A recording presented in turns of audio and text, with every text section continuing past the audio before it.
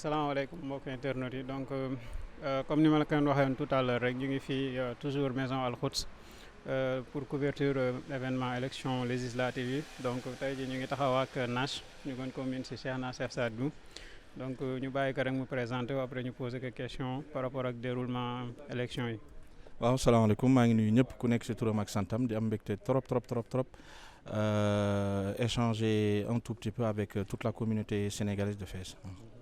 Ok, d'accord, merci beaucoup. Donc duñ bëggoon xam rek yow yan impression nga am par rapport ak déroulement élection yi. Ouais, ben, comme à chaque fois, hein, nous particulièrement la communauté sénégalaise bu nekk Fès, on n'a jamais eu un certain nombre de problèmes yu ñuy gis Sénégal. À chaque fois ça se passe de la même manière. Am nañ ay représentants de la mouvance présidentielle comme ay représentants de l'opposition ñoo xam ne ñu ñuy ànd suba ngoon guddi ak bëccëg. Donc franchement certaines animosités bu ñu mën a gis ci campagne électorale bi au Sénégal amul fii Fès quoi. Ñun ñëpp ay frères et sœurs lañ, ça se passe dans d'excellentes conditions. Contrairement à ce qu'on entend au Sénégal comme quoi taux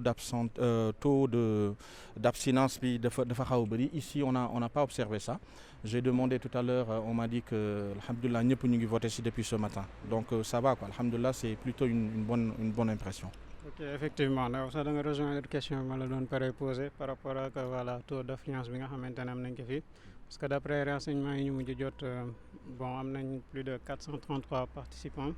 Donc si biir 433 personnes yooyu noonu bon ce matin à midi il y avait une cinquantaine de personnes. Ouais. Mais bon information bi ñu ma jox nii maa ngi koy soog a jot. Donc loolu ça veut dire que ni bon taux de participation bi mu ngi commencé élevé wu contrairement ak li xew Sénégal. Effectivement ñu ngi siy content trop, mais loolu aussi c'est grâce au travail des leaders yu ñu am fii, que ça soit opposition ou bien mouvance présidentielle. Tout s'est bien passé, alhamdoulilah, on ne peut que nous en réjouir. Donc question bi ma lay posé waat rek dafay dellu aussi si bon député bi nga xamante ne peut-être bon dinañ ko tànn fii quel que soit l'issue du résultat.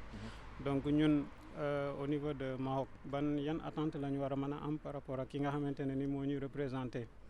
Alors les attentes c'est très simple, hein. Ça fait des années ñun ñëpp xam nañ quels sont les maux dont souffre la communauté sénégalaise à l'extérieur et plus particulièrement à Fès. Ça fait des années ñu ngi amoon ay doléances, pourquoi pas am peut-être consulat ou bien un représentant du consulat sénégalais fii à Fès, parce que il y a une très grosse communauté sénégalaise fii. Donc les attentes c'est très simple, faire en sorte que la communauté sénégalaise se sente beaucoup plus sénégalais que niñ koy dundee nii. Et que demande yi ñu am, que ça soit au niveau des étudiants, que ça soit au niveau du placement des étudiants, gis ngeen ren les difficultés que nous avons avec la réception des étudiants finis à Fès, c'était très difficile. Bu nekkutoon bonne volonté yi ñu am fii au niveau de la ville, lambay dina doon ñaaw comme on dit. Donc ce qu'on attend d'un politique c'est ça justement, c'est de s'intéresser aux problèmes des Sénégalais et puis ça va quoi, que ça soit mu nekk mouvance présidentielle ou bien opposition, li gën a am importance mooy que mu régler les problèmes des Sénégalais à Fès. Ok, d'accord, merci beaucoup. Donc dernier mot bi lan lay doon. Waaw xanaa comme on dit en sport, hein, que le meilleur gagne et que tout se passe dans esprit bi ñu gis, que ça soit au niveau de la pré-campagne, de la campagne et même au niveau du bureau de vote, tout se passe calmement. Ñu ngi espérer rek à l'issue des votes effectivement quel soit le résultat, ñun ñëpp ay Sénégalais lañ, ñun ñoo bokk ndey ñoo bokk baay et que la vie continue.